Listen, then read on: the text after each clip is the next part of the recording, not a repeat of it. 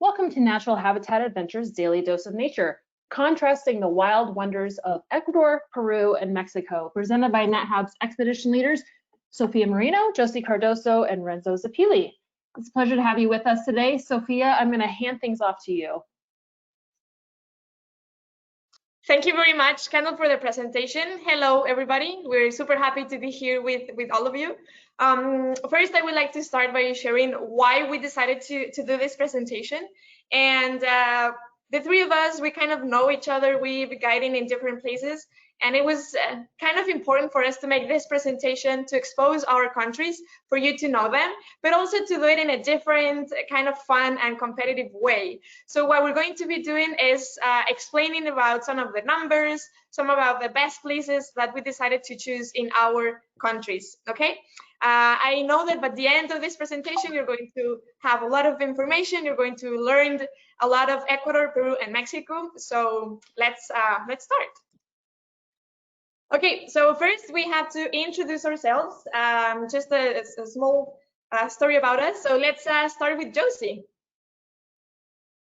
Hello everybody. Thanks for joining us this amazing webinar. I'm Josy Cardoso. I'm leading trips with NatHab already 10 years. I'm based in the Galapagos Islands, and I also have the pleasure to go to Baja to guide with Sofia the gray whales. So hello. Hi. I'm sorry. Hi, I'm Sofia. I'm a guide here in Mexico. I've been working with NatHab since 2017. In the Baja trip also, I happened to co-guide with Josy with the gray whales. That is fantastic. And also recently with the monarch butterflies. So now, Renzo? Well, thank you very much. I'm sorry. But yes, my name is Renzo Zapili. I was born and raised here in Lima, Peru, where I'm right now. I have been working with Natural Habitat Adventures since 2014. I lead trips in the Amazon, in the Peruvian mountains near Cusco, in Mexico as well. And I used to go to Cuba when we were going there. So I'm very glad to be here today, and welcome again. Thank you very much.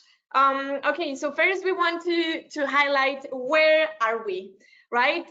We're going to be talking about these three different countries that, yes, we belong to Latin America, to the southern part of the continent. But also the important thing is to know that even though we share a lot, and you're going to see this, we share biodiversity, we share culture, we share languages, we are different countries with a unique ecosystems, natural world, everything. So that is our main goal also for us, to show how each country is unique in their own way. Okay. So let's start first with Mexico, because in the order of the continent is Mexico, then Ecuador, and then Peru. This is how we're going to be having the conversation. Okay. Most important thing about Mexico is that, well, I think most of us, we kind of know, let's hope for that, where it is, but we are surrounded by ocean, both sides, east and west. We have, of course, the Gulf of Mexico in the east side of the country, but also we have a little bit of the Mexican Caribbean that surrounds the Yucatan Peninsula. We also have, of course, on the west side, the Pacific Ocean, the North Pacific Ocean, and the Gulf of California that is in between Baja Peninsula and mainland Mexico. An important thing to highlight is the Gulf of California. It is the only body of water that just Mexico owns. You know, most of them, like the Gulf of Mexico, is between the US and Mexico. The Pacific is shared by many, many countries, but the Gulf of California is just Mexico. Of course, in the north, we have the US, as a border neighboring country, and in the south we have Guatemala and Belize. Important things, I'm here in La Paz, in almost the tip of Baja, and of course Mexico City, our capital, is in the central part of Mexico in a beautiful valley. So now let's go with Josy. So yeah, thank you, Sophie. We are in Ecuador. Ecuador is from the three countries that we're going to be talking to today, the smallest country, but I would say with the biggest heart of all. Ecuador is in the north, bordering with Colombia, south Peru, and we have the Pacific Ocean at the west. Ecuador has everything. It's the size of Colorado. That's it for you in order to picture a little bit how big we are, the size of Colorado State.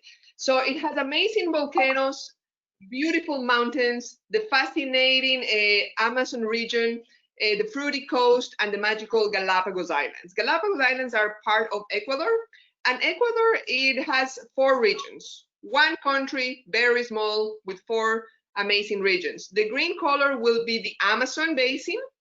We have the purple color, that will be the highlands, the Andes, and then the yellow color is the coast, the fruity coast that I told you before, and of course the islands. That's actually a separate region that we call Galapagos or Región Insular. So that's actually where we happen to be. Also, we have the equator line crossing the Galapagos and Ecuador. So maybe Renzo, what about you? Well, thank you, guys. Actually, here we have Peru. If you can see, we are immediately south from Ecuador. We actually have one of our northern borders with your wonderful country. We also have a border with Colombia on the north and Brazil on the east and Bolivia and Chile on the south and a bit on the southwest. This is an interesting country that is actually almost the size of the state of Alaska, for you to have an idea. Here we can see besides 25 different regions that are the equivalent to your states, we have the typical different colors that mark the main regions that we have in this country. On the western side, we have 200 miles of marine territories, a sway of this current that washes our shores. Mostly 2/3 of this coast are cold, coming from the Antarctica because it's the Humboldt current, and 1/3 in the north is El Nino current. We have this very narrow strip of coast. Then you can see going to the east, the Andes Mountains, which actually is the longest mountain range in the world. And if we continue going towards the east, we find a part that has a very dark green coloration, and that will be our cloud forest or humid montane forest. And then the paler green on the eastern side is the Amazon basin. Actually, you can see that almost 2/3 of our country belong to the Amazon basin. That's something really interesting because usually you think that Peru is either Andean or coastal. Thank you very much. Now that you know where we are on the map, that is very important, and a little bit of our own country, we're going to start with the dynamic of choosing different environments and then basically saying why I chose this one, why I think is the best one. So let's start with this. First, we're going to start with our highest peaks, okay? This picture that you're seeing, it is our highest mountain here in Mexico. I know it has such a strange name, Citlaltépetl. It's a hard one to pronounce. It's in Nahuatl, a native language here in Mexico, that the meaning is the star of the mountain. This is a beautiful mountain that it is around 8,000 feet of elevation, our highest peak. The important part of this one is that here in Mexico, we're not used to snow. We don't have a lot of it. And this peak is one of the only ones that have glaciers, actually. Currently, we have 4 glaciers at the top of this peak. It is a natural protected area that we can go and visit, surrounded by beautiful forests and by some small communities or towns that you can see also in the picture. So definitely, I choose it as the best one and as the most beautiful here in Mexico. Now let's see what Ecuador has to say about their highest peak. Yeah, thank you, Sophie. So for us, or for me, I chose a Wolf volcano, being the highest mountain from the 3 countries that we're talking to. And how that happens. Wolf volcano, I decided that it's the highest, or I mean, also the people that studied geology and volcanism, we have to measure from the base of the mountain, that is everything that is underwater. Wolf has around 3,500 meters. And from the level of water all the way above, it has around 1,700 meters. So in total, from the base to the top will be 17,000 feet, making the tallest mountain if we compare to Ecuador, Mexico, and Peru. Plus, in the yellow color, you have Chimborazo, that's one of our main volcanoes in the mainland, and that has the prize for being the farthest point from the center of the Earth. So I think we also get the prize for having the farthest point if we measure from the core of our planet. And also, those of you that been here in Ecuador, you are right to Quito, and you are surrounded by volcanoes. So the country of the volcanoes. What about you, Renzo? Well, that's actually very interesting, Josy. Thank you very much. But now we're going to talk about real mountains that are on the continents, actually. And well, here in Peru, we have the highest mountain peak. It's called the Huascarán in the central Andes near a city called Huaraz. This is beautiful. Some people consider this the Peruvian Switzerland, something like that. And this, actually, the snow that we have here is due to the elevation, because remember that we are still in the tropics, but having this peak at almost 22,000 feet above sea level, this is amazing. The whole area is really beautiful, surrounded by lagoons and forests. And just to remind you, in 1970, there was an earthquake that made a piece of the glacier of this mountain to break and fall into a lagoon, overflowing this lagoon and creating a horrible disaster in some of the nearby towns. I actually was born after that earthquake. Wow. Thank you for that information. So now that we discussed about the peaks, I'm going to go to a different topic that for me is the one that I love, because I think I'm going to win here. And it's about the most beautiful beach, or the one that I chose here in Mexico. As you saw on the map, we have the Mexican Caribbean, the Gulf of Mexico, the Pacific, the Sea of Cortez. So between all of this, I have to choose a beach that is 30 minutes from where I'm standing right now. It's Balandra Beach here in La Paz, where I live. For me, it's fantastic because you can go to this place and do several things. You can see these amazing colors that you kind of don't expect to be right next to the desert. Most of the time, people expect this in the sea, in the Mexican Caribbean, but when you come here, you see this, your jaw opens, and you're like, wow. You can hike, you can snorkel in some of the rocky reefs that we have. You can actually see here in the kind of a green area, those are mangroves. So imagine you're in the desert, you see the mangroves, you can snorkel in there. As I mentioned, you can hike, do different activities. It is a natural protected area also, what is important for us to highlight, since 2014. So it is quite protected. The point of this is so it remains as you see, no development or anything like that. So for me, this is the most beautiful one, maybe top or a difficult one to choose, but let's see what Ecuador has to say about their beaches. Yeah, thank you, Sophie. So for us, in Ecuador, we have considered Española. It's here on the Galapagos, and Española Island has Garner Bay. Actually, it's not only said by me, but this beach has been awarded to be in the top 10 beautiful beaches of the world by other people around the world. So that gets the prize. Plus, I do love it because it's similar to your beach. You know, white sand looks like powder, turquoise water, mangroves at the back, but we have the plus. It's sea lions everywhere, so you can walk, take beautiful pictures of these marine mammals, and also get into your snorkel gear and look for stingrays, turtles, and also we have sharks there, reef fish. And in the mainland, in order not to left out the mainland area, we have Los Frailes in the coast of Ecuador, also with white sand, turquoise water. So here we have also beautiful beach area, and I do agree with you, Sophie. Balandra Beach, it's also amazing. Renzo. Well, guys, you really have amazing beaches, both in Ecuador and Mexico. Actually, I love the beaches in your countries.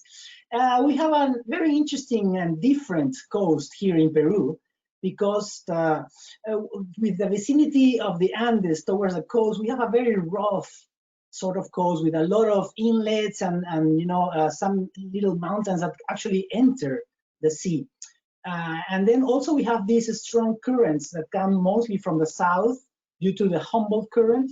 But this is, for me, personally speaking, my favorite beach. It's perfectly in the north of Peru, perfectly where both currents, the warm El Nino current and the cold Humboldt current meet.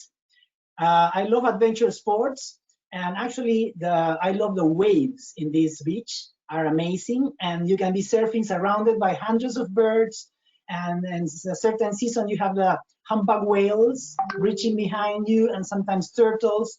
And then the coast in this section is not as desertic as other parts, as we will see later on, but it also has a sort of dry forest. So personally speaking, this is my favorite beach, Lobitos in Talara. Okay, thank you for the beaches. I think Josy got me for a second there with the sea lions relaxing at the beach. But let's go and move to the next one. Now we're going to talk a little bit about the rivers, or the ones that we chose. For me, Tampaón River, another strange name, I know, that is located in the northern eastern part of Mexico in the state of San Luis Potosí. It belongs to a region that we call it Huasteca, because the Huastecos people live around that region. It's a beautiful region that is most of the time known because you can do a lot of rafting there. This river, Tampaón, is born right after the waterfall of El Tamul that you can see in the picture in the middle. So the part on the top is the gallinas, or chicken or hen river, and then below is the Tampaón River. This one is really important because, again, as I mentioned, the adventure activities that we can do, but also if you're not that adventurous, the local people can take you in their canoe up the float to see the waterfall that is beautiful. At the very end, this river is going to follow bordering states and finish in the Gulf of Mexico. The main thing is that here in Mexico, we're used to murky water rivers, but this one is completely different almost all year long. You can see it with this kind of turquoise color water. So it is a beautiful place definitely to visit. So now let's see about what Josy has to say about the rivers. For me, one of the most impressive rivers will be the Cuyabeno River. This river is in the Amazon basins, in the northeast part of Ecuador. And why I chose this river is because it has very different wildlife. As you can see, the pink river dolphin, it's located here in the Cuyabeno. Also, we have manatees, we have caimans, we have sea otters, we have anacondas. And of course, you can go with a nice boat for in order to explore the riverbanks, and you can see hundreds and hundreds of different species of birds, and of course, a beautiful sunset. Sunrises and sunsets watched from the rivers are just astonishing. What about you, Renzo? Oh, Cuyabeno River, good memories. Actually, in Peru, we have many rivers, and actually most of our rivers drain into the Amazon basin on the eastern side of the Andes. But I wanted to focus on one of the 52 rivers that drains into the Pacific Ocean. Actually, personally speaking, again, this is my favorite river, the Cañete River. It's located actually 2 hours south from Lima, and the whole valley is amazing. This river is born in a protected area. It's actually a very nice set of peaks, the snow-capped mountains, where from the meltings come this water. You can see on the left side of the picture, it begins with a series of beautiful waterfalls and lagoons. Actually really good also for kayaking and some sports, or just for enjoying the landscape. And then as it gets lower into the valley, it gets a bit wider. The river is really healthy with crayfish found under the rocks. They are sustainably harvested. That's why we have a nice population of there. The soil is very fertile, even though the mountains are barren. And actually, this valley is very famous for the production of pisco, which is one of our main drinks, or spirits, if we want to mention. Another nice thing is that I have my personal property in this valley where I have my organic orchard. So that's why this will be my favorite river in Peru. Thank you, guys. So between pisco and pink dolphins, I think it's a hard one to choose, no? Okay, so let's continue with the next one about jungles or rainforests. In Mexico, I would definitely have to choose the Lacandona Jungle. It's an extension in the southern part of Mexico, in the Yucatan Peninsula, that extends from Chiapas, that is the state that borders Guatemala, and this type of region actually extends all the way to Honduras. So it's quite big in our Mexican part. I think is an amazing place because we have around 33% of our birds, we can find them here, just here. So if you're a birder, that I know Renzo it is, he would love this part of Mexico. Also, not only that, we also have our ancient cultures here represented in the archaeological sites like Palenque, Bonampak, that are actually World Heritage Sites that are inside, embedded in the jungle. So it's fantastic to see. And also we have the Lacandon people that live there and are descendant from the Mayans. So I chose this one because you have the biodiversity, you have the rivers that are passing by, also the cultural aspect and the ecological sites. So I think it's very rich because of this. And let's see if Ecuador has something to top this one, maybe. Yeah, for sure. There is always something over here, even though we're a very small country. That's an advantage. Everything is around the corner here in Ecuador. So what I choose in order to be a humid area, a humid forest, will be Mindo.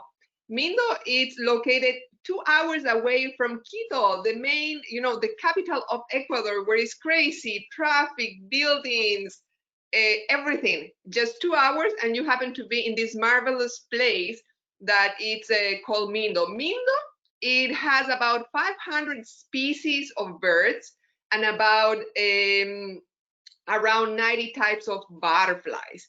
So this is the paradise for birders, or for Renzo actually.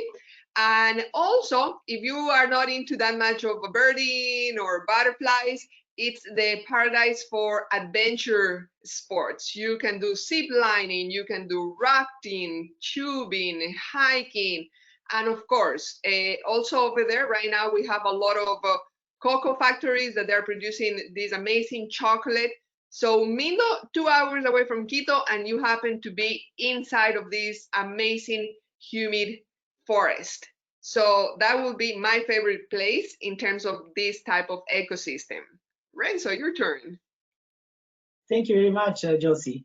And really, I love Mindo. It's a wonderful place. I wanted to focus on this very interesting reserve on the northeastern part of Peru. This is actually the place that we visit with our cruise ships to the Amazon. This is called the Pacaya-Samiria Reserve in Loreto, Peru, of course. This is actually, the whole reserve is almost the size of Switzerland, or it can be compared to the state of New Jersey in the US. This is a patch of flooded forests, mostly rainforest, with a series of marshes that create this unique environment. It's surrounded by the two main tributaries of the Amazon River. In this case are the Ucayali and the Marañón. Has more than 450 species of birds. It has more than 280 communities of local people. So it's a very interesting place where we can combine the observation of the wildlife with an amazing flora, with the vastness of the place. Take a look at the picture on the right, where you can see this sort of meandering section of the river that will soon form an oxbow lake. And actually, this is the place that I choose as my favorite in the Peruvian rainforest. Thank you very much for that information. Now we're going to go to the extreme opposite, the deserts. I have to say that, I mean, here in Mexico, it's a big country, almost 1/3 of the size of the US. And in our country, more than half is semi-desert or desert. So we have a different ecosystem in the desert world. But I have to choose the Altar Desert because it's not that known. Most of the time we know the Sonoran Desert or the Chihuahuan Desert. Altar belongs a little bit to the part of the Sonoran Desert, all the way up in the north part of Mexico, south of Arizona, actually. And it is one of the only places in Mexico that we can find the air formations. These ones are these large extensions of sand dunes that you can see here on the right side of the picture. Also, we have a beautiful, amazing crater that is in 3,000 feet of elevation, right next to one of the parts of the sand dunes. That is amazing. You can hike over there. And this whole area was formed in the past by the Colorado River that it ended around this area, but because all the tectonic movements now it has to go into the Gulf of the Sea of Cortez or the Gulf of California. So it was formed because of this. So for me, definitely, I have to choose this one as the most beautiful one because it's quite unknown. Now let's see what Josy has to say about the desert. That it kind of looks really interesting. Yeah, here I have to be honest, and we can hardly compete with the desert from Mexico and Peru. I have to recognize that Ecuador has everything for every taste, age, level of adventures for all of you to visit us, except deserts. Even though you see this beautiful photo, I'm impressed. Actually, it's on one of our, in the highland region, is Desierto de Palmira or Palmira Desert. It's very small. It's 3,200 meters above sea level. That would be about 10,000 feet, and only constitutes 10 hectares. So it's very, very small, and you see some pine trees. But again, I've been in the desert of Mexico and Peru, and by far they win. So Renzo, tell us a little bit about your desert area. Well, you are very close to us, Josy, so whenever you want to visit a big and real desert, then join us. Well, I'm showing you here, guys, a picture of the Ica Desert. This is very interesting because actually almost 2/3 of our coasts have this really dry, barren desert that looks a lot like the Saharan desert. Not a single plant around, besides few pouches that get moisture in the winter, and then a certain type of vegetation develops. But mostly, this is how our desert looks. We are just missing the dromedaries, I think. But the Ica Desert actually continues all the way south and merges with the Atacama Desert in Chile, making this whole stretch one of the most dry places, one of the driest places on Earth. Thank you. Perfect. Thank you. Thank you for that information. Now, let's hold on our horses because we are here in the records. I think I'm going to win here. You let us know. Because here in Mexico, we have some amazing records actually. And I'm going to start with the ones that are not that great, but are also nice to point out. With fish, we have around 2,000 different species of fish. That one that you're seeing is a king angelfish that we can find in the Sea of Cortez, beautiful fish. Of birds, we have around 1,000. I know that maybe it's not a lot. Renzo, I think you're going to win here. But it's important to highlight that here we have our main eagle that we have even in the picture there, the Mexican flag, of course, the golden eagle. Around 48,000 different species of insects. Of those, the most known one, of course, should be the monarch butterfly. We have a beautiful trip that we do with NatHab, visiting this amazing and being able to see this amazing species. But now let's start with the fun thing. We are the number 4th in the whole worldwide in diversity of amphibians. The picture that you're seeing there, it's an axolotl. I'm not going to talk much about this one because later we're going to talk about this little guy, but it's an endemic species of amphibian here in Mexico. And then we also have, of course, reptiles. Reptiles, I will have to accept that Australia is the only country that can win here. There is a big discussion actually about who has the record, the world record, either Mexico or Australia. Some study says that the number in Mexico are between 804 to 807, and in Australia is around 807.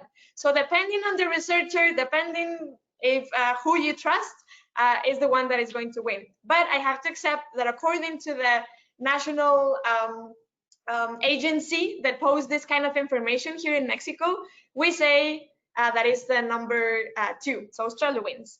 We're number 3rd in diversity of mammals. The number 1 is actually Indonesia, so it is quite interesting, with around 500 different species.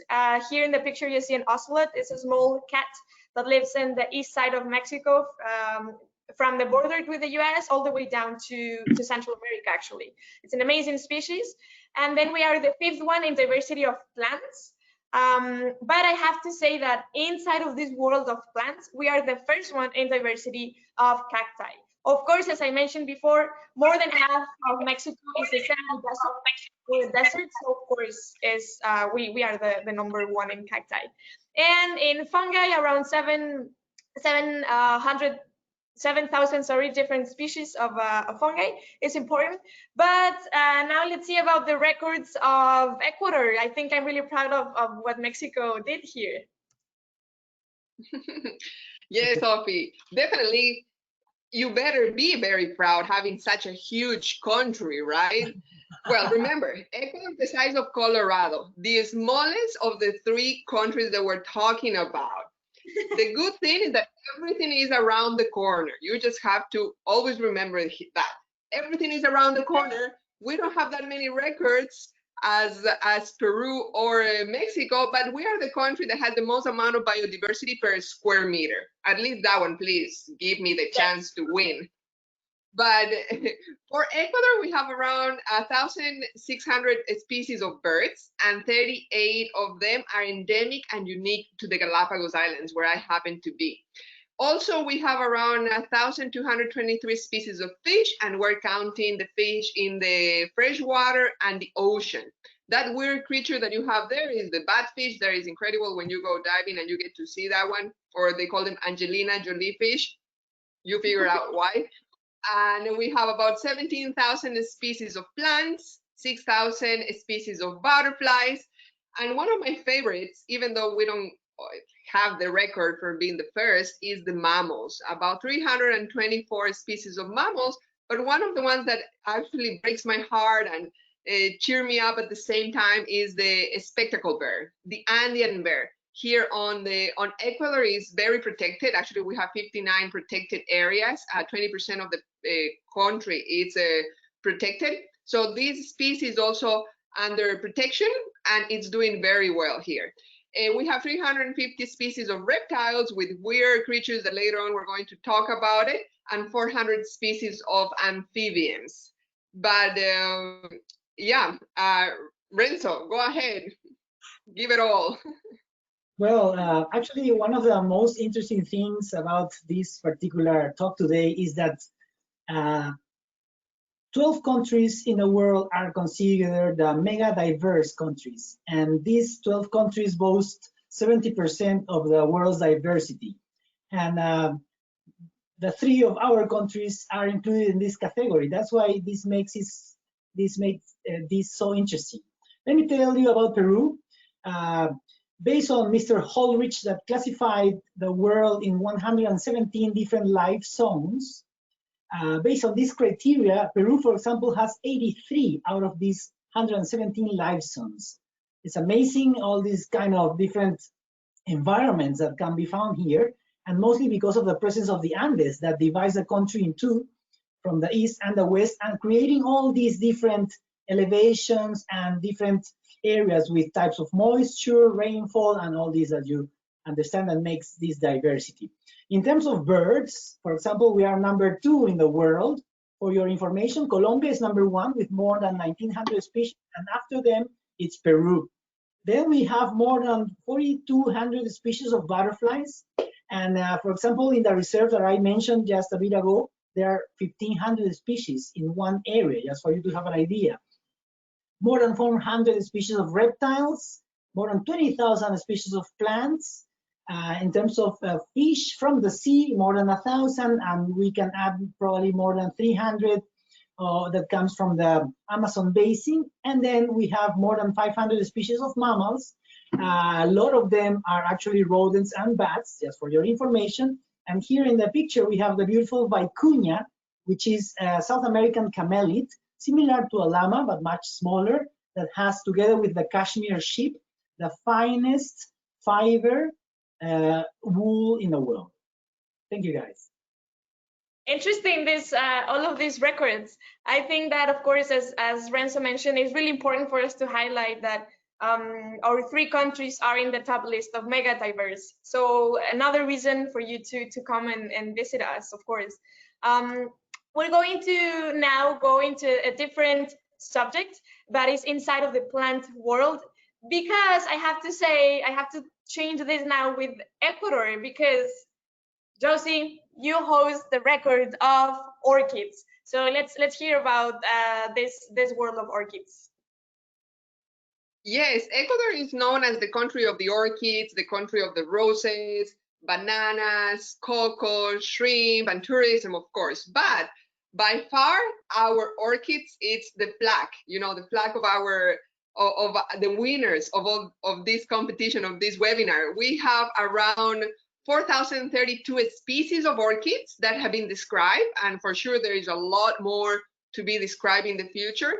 And 1,714 are endemic to Ecuador. Endemic means unique to an area, could be unique to a small area, to a province, to a region, to a country, to a continent. So 1,714 endemic orchids, and they can be found from the Amazon basin all the way to the Andes in the highest parts of Ecuador, and then you come all the way to the beautiful islands, and you do still have orchids. So that's our record, and sorry guys, by far we win. Yes. So Renzo, how do you have to say about the Peruvian orchids? Well, actually, Josy is right. If we add our orchid species number between Mexico and Peru, still Josy wins. So congrats. But yes, actually, let me tell you about our orchids. Here in Peru, we have more than 2,000 species. 775 are endemic. We are still discovering new species to science. And actually, the orchid that I am showing you in this particular picture is a very interesting one. It's an epidendrum orchid. This one is found nearby the Machu Picchu ruins in Cusco, and has a beautiful Quechua name called Wiñay Huayna, which means forever young. So most of our orchids are found in the cloud forests, some of them in the rainforest, but very, very tall in the trees. And the remain are just a few that are scattered throughout the rest of the country. So what about you, Sofia?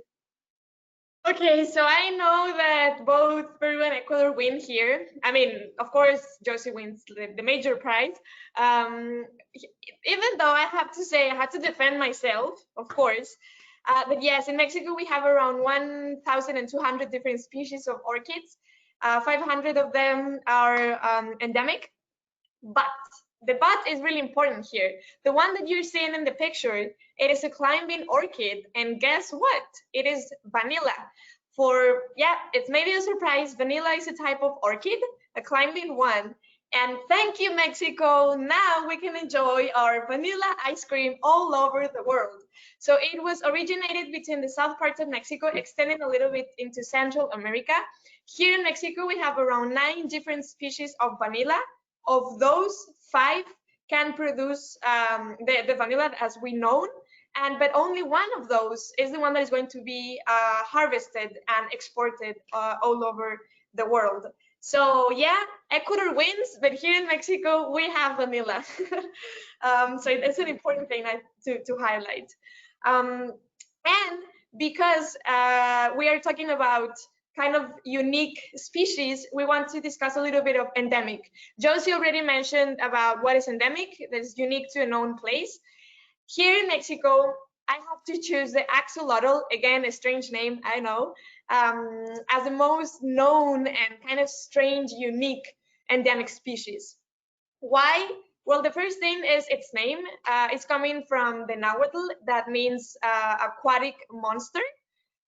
Because it kind of looks really strange. In the picture on your left, you can see the axolotl. It is an amphibian. It has external gills, those fluffy things that you see right there. Those are their gills. And it is highly endangered. I would say critically endangered, because we can only find it in the Mexican Valley surrounding or inside of Mexico City, Xochimilco region, and also in some unique spots, like for example, Sierra Chincua, that it is one of the sanctuaries that we visit. Renzo also knows it is an amazing place to see the monarch butterflies. But in this place, you have crystalline pure water that is very much needed for the axolotls to survive. So they are these tiny, tiny creatures. The picture that you see on the right, that is my shadow with my hand seeing the axolotls. The first time that I saw them, I was freaking out because it's not easy at all to see them in their wild nature. Most of the time we see them in aquariums here in Mexico or different parts of the world. So if you want to see the beautiful axolotl, come and see the monarch butterflies, and then we make a small stop to see these beautiful creatures. So let's hear about the endemic species that Josy chose. Yeah, Josy? Yeah, I had to choose definitely the marine iguana. The marine iguana is the endemic iguana here in the Galapagos Islands, and it's the only iguana that fits underneath the water. So iguanas in general, they can swim, they can go through the water, but our marine iguana is the only one that looks for food in the water. So they swim to the ocean, they hold their breath, go deep about 3 feet up to 5 feet, hold the rocks in order to not, hold the current, and then start eating the algae. So that's actually one of the unique adaptations of the iguanas that they had to get here in order to survive. And of course, there are spectacular colors when mating season arrives. And that can be seen easily here. Iguanas are everywhere in the islands, and we can do snorkeling with them and seeing them while they are eating. So again, as already Sofia invited you to Mexico, of course, come to Ecuador. Renzo. Well, actually, yes, I love the marine iguanas, and the different iguanas in Ecuador and the Galapagos are amazing, especially the ones that when they begin, sending their salt through their nostrils. Well, I chose this wonderful, actually marvelous, spatule-tailed hummingbird. This is my favorite bird in Peru. This is an endemic one. Actually, this looks like a being from a strange mythology. The body size of this male is 5 inches long, and then has these amazing racket tails that end in these two kind of eyes that when you see the bird alive and moving, it looks like eyes from another being just following this strange tiny bird. It's a really, really interesting species that can be found only in a small place in the northern Andes. A very interesting species to see. The female looks similar, but the tail is much shorter, and instead of rackets like this, look like two little teaspoons that finish the tail. Beautiful, beautiful species, endemic ones to definitely see in these countries. Of course, if we're talking about our own countries, as we've mentioned, the natural part is really important, but also the cultural aspect, and that is something that we wanted to talk, because again, for each one of us is quite unique, even though we do share a common culture in general. So with Mexico, food is fantastic. I love eating. I could be doing this the whole day. For me, it's an important part of our cultural identity, our traditional Mexican food. It is so, let's say, known that the UNESCO, the UN, has established Mexican as an intangible cultural heritage. Mexican food and French food are the only ones on this list. So here, Mexico goes ahead with different type of food, from, of course, the tacos that we can find everywhere, with guacamole, that we exported avocados to the world.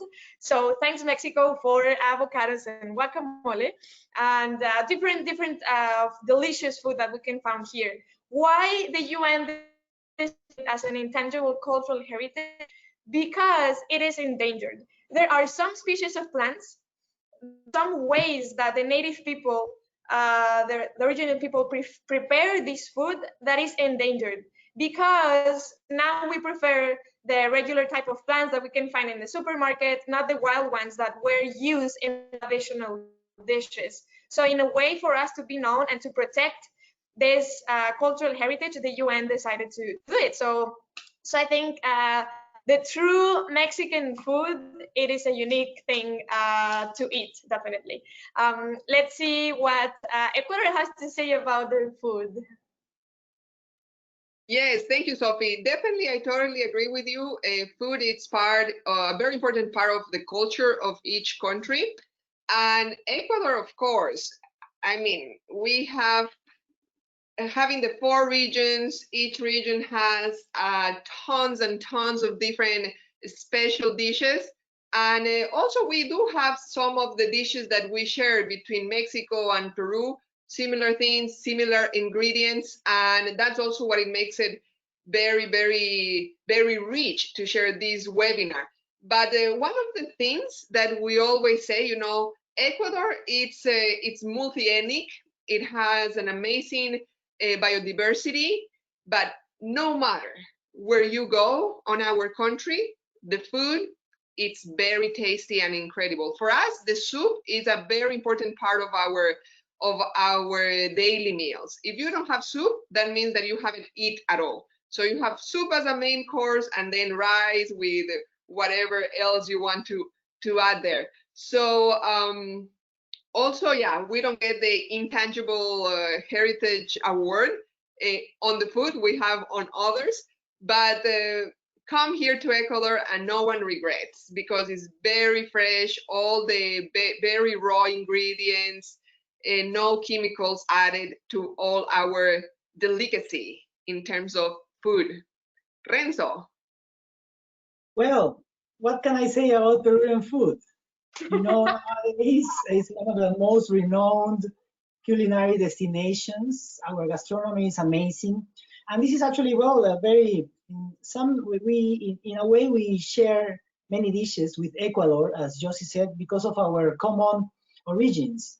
In our case, particularly, it's very interesting because we have the combination of the products from all these different life zones that we were mentioning earlier, with all the different traditions of all these pre-Inca and Inca cultures that inhabited this country before the Spaniards arrived. Then the Spaniards brought all their dishes that also had an interesting influence from the Moorish cuisine for more than 7 centuries.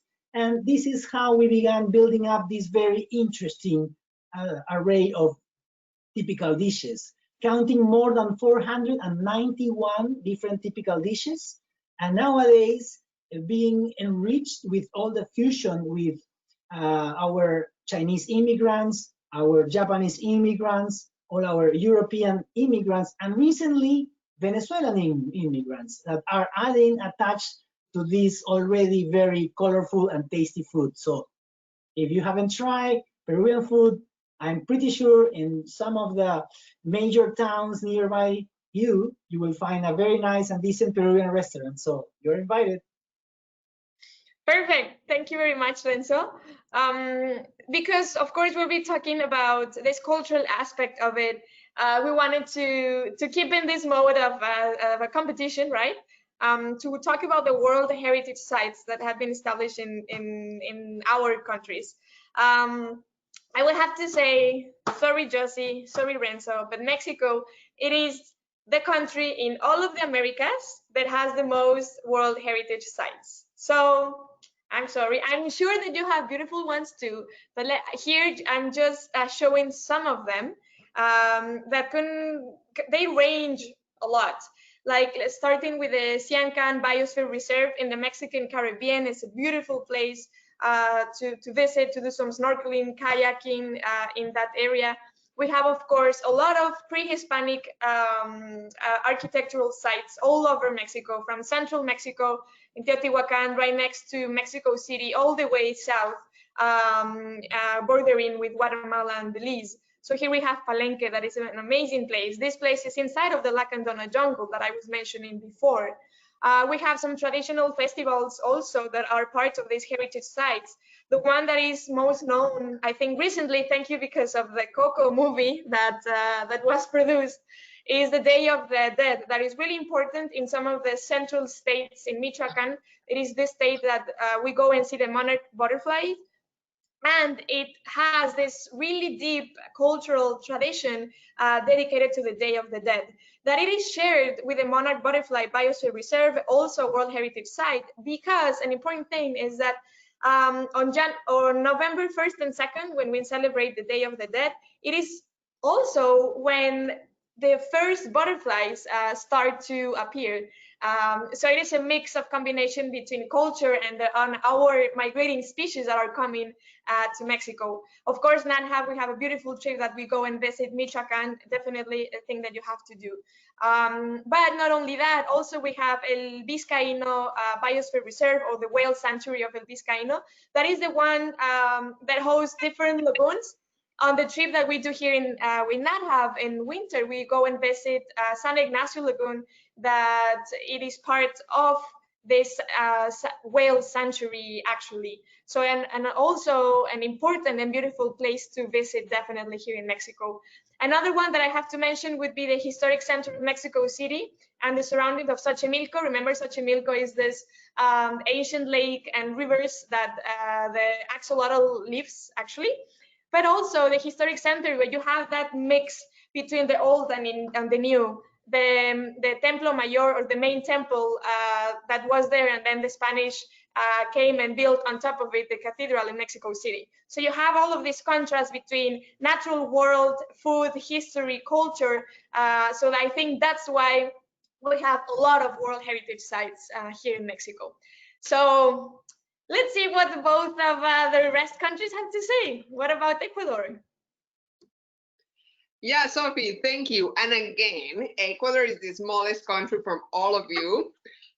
But still, being the smallest, we have several UNESCO sites. We have to start with Quito, the capital of Quito, the downtown, the historical town. It's, for me, you know, in South America, it's the most beautiful, and not because I'm from Ecuador, but it's the most beautiful, the largest, the well-preserved in South America. Then, of course, Cuenca, it has also the downtown, the historical site, the historical center. It's also a protected UNESCO site. Of course, we have the Capacñan, that is the Inca Trail that goes all the way to Peru. That has been also recognized by the UNESCO. Some of the national parks like Galapagos, like Sangay, and marimba as well, a music that's played in one of our Afro-Ecuadorian communities that has been also protected and UNESCO. But one of the maybe most curious ones is the Panama hat. Panama hat, we all think it's from somewhere in Central America or Panama, but the Panama hat, it's made here in Ecuador, born and raised here in Ecuador, and that was sent to the Panama area when the Panama Canal was being built, and the people there was using it. And that's when later on it became famous, and it was called Panama hat. But it's totally made here in Ecuador. So that would be also, you know, the sapara is an intangible, like you, Sofia, as the food. Here we have the sapara town, and it's their language. It's in danger of extinction because the amount of people that is forming this little town of indigenous people, it's almost disappearing. But those are our UNESCO sites. I'm very proud of it to have all of them in this small area. Renzo. Yes, well, that's very interesting about the World Heritage Sites. We only have actually a dozen in Peru, and well, there are some very interesting.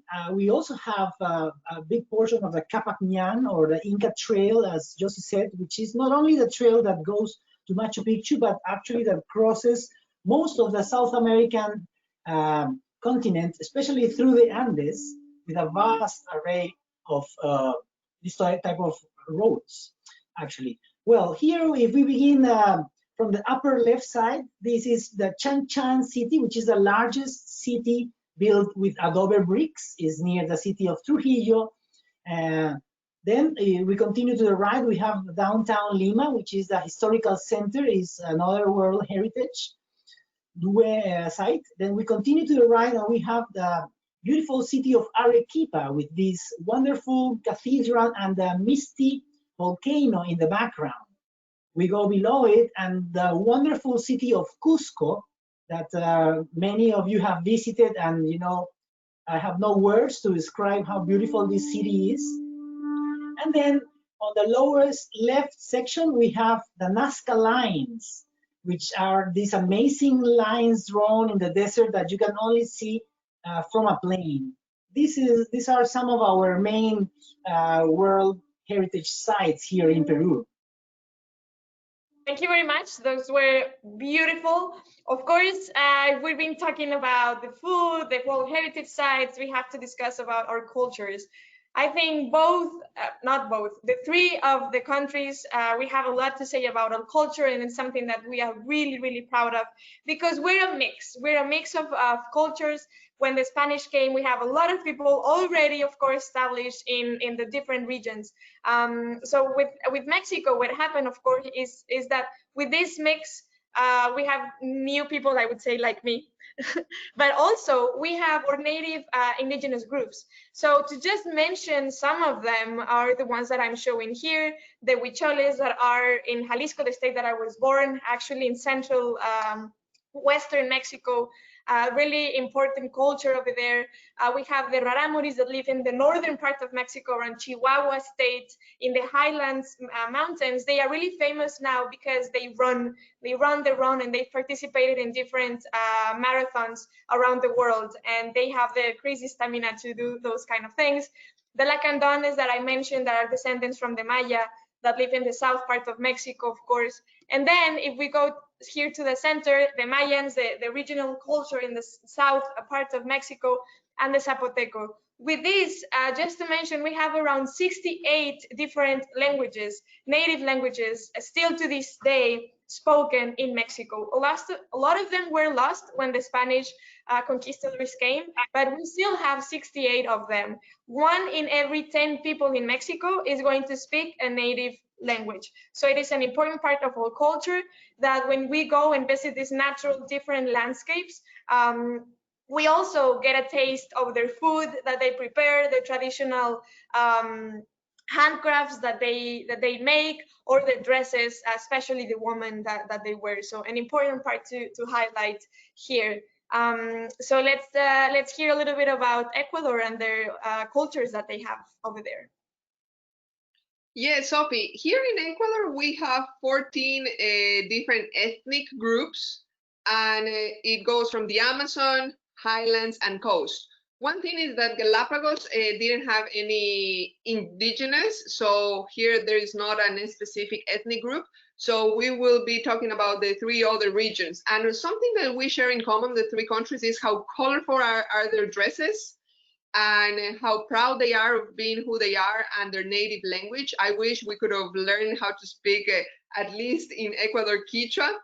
But here in Ecuador, they have been 14 different ethnic groups. Each ethnic group has its own dialect, which is amazing, you know, that sometimes they do not understand between each other. And also, having so many variety of indigenous, it's very curious, and it's an easy way you to which ethnic group they belong to it just by seeing how they are dressed, and also by the type of hat that they use. So there are these 2 details that you can tell apart which ethnic group they belong to it if you just happen to be driving a car and going through the highlands and then ended up in the Amazon region. Renzo, what about you? Yes, well, the biological diversity that we have been talking about includes all these groups that we have in our countries. Peru, for example, has 3 official languages. It's Spanish, it's Quechua, and it's Aymara. But we have 76 different ethnic groups. 1 ancient ethnic group living on the coast, 15 different ones living in the Andes, in the highlands, and 60 different ethnic groups or tribes, as they were used to be called, living in the Amazon. So imagine the diversity. I was telling you about the 3 official languages, and actually, you know, in the lower left picture, I appear here with a group of ladies from the Quechua ethnic group in the highlands. Basically, you know, if you talk about the Incas, this will be the modern relatives of the ancient Incas, and look how they dress, and they are offering some of what they weaved, everything done with natural dyes. And on the right side, I am here with 2 ladies of the Aymara ethnic group. We were celebrating the harvest of potatoes and other tubers. And actually, just to tell you something in Quechua, so for you to hear or for you to see how it sounds, let me just tell you, Imanayan kashanki runakuna, anchatan angaichaiki. That sounds really interesting and strange, but I was saying, welcome everybody today to this meeting, and thank you very much for being here. Wow, that's a difficult one to top. Thank you very much for that, Renzo. With all of this, we would like to thank you for listening us. Here we have this different sort of arrangement of pictures that each one of us are. The one here on the upper left part, that's me at the end of a monarch butterfly, almost at the end of a monarch butterfly trip, sharing a glass of wine with everybody, enjoying the view and everything.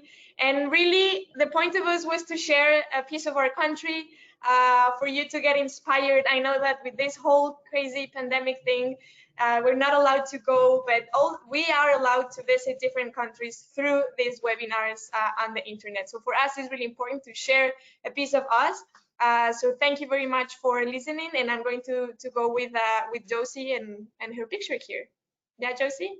Yeah. Thank you, Sophie. Here is where we do a camping night in Santa Cruz. We're with a group seeing the giant tortoises. Our neighbors are the giant tortoises on the left, at the front, on the right, underneath the tent.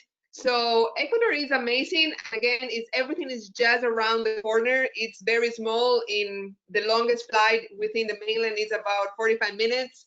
The longest flight will be from the mainland to the Galapagos Islands. So we have everything for you to enjoy, for every taste, every age, every level of adventure, and come and meet our culture and our food.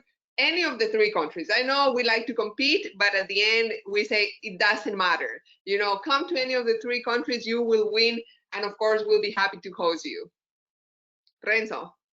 Thank you very much, Josy. Thank you, Sophie. Yes, it's our pleasure to have you visiting us and sharing interesting moments and building great memories. I have a couple of pictures in the bottom. The one on the left is actually on a picnic lunch in the highlands of Cusco, overlooking this amazing mountain range in the sacred valley of the Incas. And then on the lower right, we have one of our kayak adventures in one of the rivers in the Pacaya Samira Reserve. So yes, as my colleagues and friends, Josy and Sophie mentioned, you are welcome to continue joining us in this series of webinars in which we will take you to these amazing places, and we will all learn a bit more about the places where we live and the places where we want to travel. So thank you very much again for this opportunity. It's glad to have been able to work with my colleagues and friends again, Josy and Sophie. Thank you very much, and thanks for being here today. So if I'm going to pass it to Kendall, thank you very much for listening to us, and let's see if we have some questions. Yeah, we've got some great questions for you. And just for those watching, if you have a question for the panel, you can submit that in your control panel in the questions field. And for those of you who have to leave us before the questions start, just know that we'll have the recording available on our website around this time tomorrow. Okay, first question. Is there any effort by your local governments or your national governments to preserve the original languages and dialects? I can start with answering that question here in Mexico.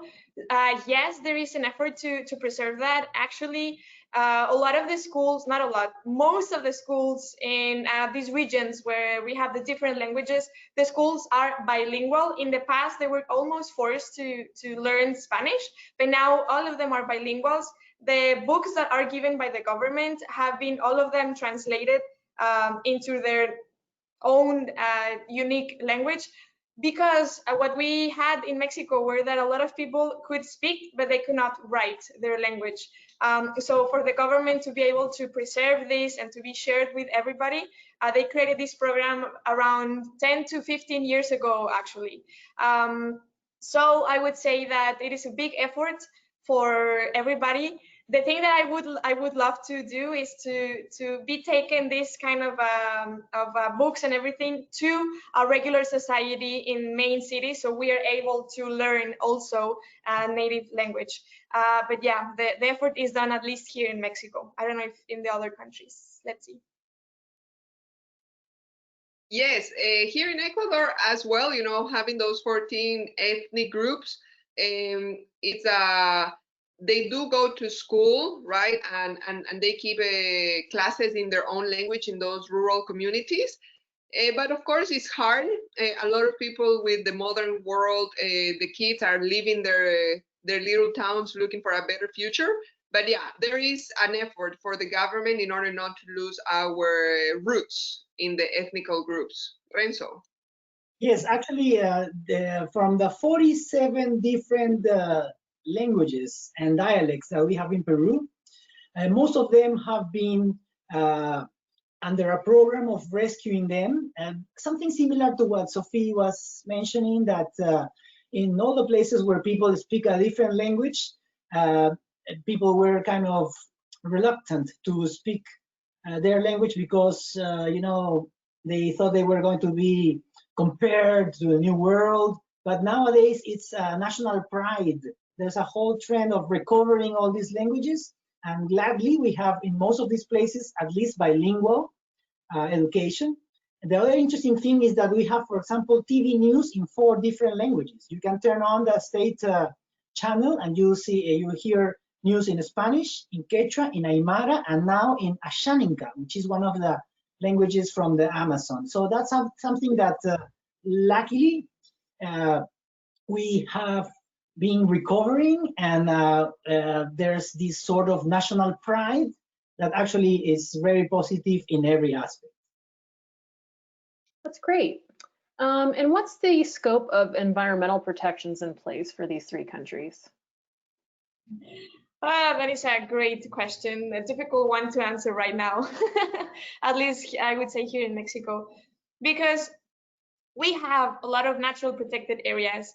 We, in the last 5 years, the last president actually, like, one of his main goals was to designate new protected areas to keep like the rate of the whole world. So he created new ones. What is, for me, sadly the problem, that now we don't have the budget to protect them. So yes, we have designated an area, but the actual people that can go and protect the place if there is something illegal going on, that is a problem, because there has been a lot of cutting the funding for this in the last presidency and this new presidency. So it is a really difficult thing to discuss in all over Mexico.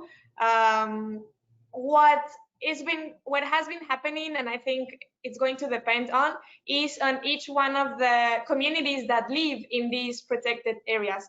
Like, for example, in the monarch butterfly biosphere reserve, there has been a lot of effort with WWF, with the local community, to create nurseries for them to reforest again some of the parts of the forest there, for example. So no matter the lack of funding from the government, their own community with education can protect its own place, because that is now the problem. So it's a great question, but it's tough. It's tough right now. Josy? Sorry. Yeah, over here in Ecuador, we've been always very forward in these regards. Quito and Galapagos were the first, one of the first sites to be declared by the UNESCO. You know, in the first very beginning, the first batch of places, it was Ecuador and Quito and Galapagos. So since long time ago, we've been concerned in protecting our beautiful country. 20% of our country is protected area, and as I mentioned before, 59 protected areas. And well, as a worldwide problem, the budget is our main concern. But government truly works very hard, and we have, when people comes and visits Ecuador, you are very amazed of how well we manage our areas. And Galapagos is a perfect example of how pristine it can be when you have a good regulation and rules set on top of the table. And for example, here 97% is protected area, and only the 3% is where we can have our homes, our farms. So hopefully our, well, the worldwide crisis will pass and budgets will come back again in order to protect nature. But yeah, we're working hard in order to keep it, to keep what we have. You know, we're doing our best. Renzo. Thank you, Josy. Well, in terms of Peru, we have more than 50% of our territory protected, which is a lot considering the size of the country. And that's basically protected by the government in the form of different types of reserves. But we also have nowadays a law that can allow people to make private protected areas after you present a management plan to the government. So that's increasing the size of the areas protected in the country. We have a lot of threats, especially, for example, gold, and that is found under the rainforest, or illegal logging and other things like deforestation. But one of the things that I consider a strength nowadays is the increasing environmental awareness from the Peruvian public opinion. And that, I think, is making things change, because there has been a couple of cases in which there was going to be, for example, a series of dams that were going to be built in the upper headwaters of the Marañón River. And it's amazing how the people, connected through the social media, through many things, and we created this huge campaign, and we demonstrated by the thousands, and the government decided to stop the building of those dams. So that's something very interesting that we have learned here, that this country belongs to us, and we are the ones that have the right to ask our governors or our rulers what we want for our future.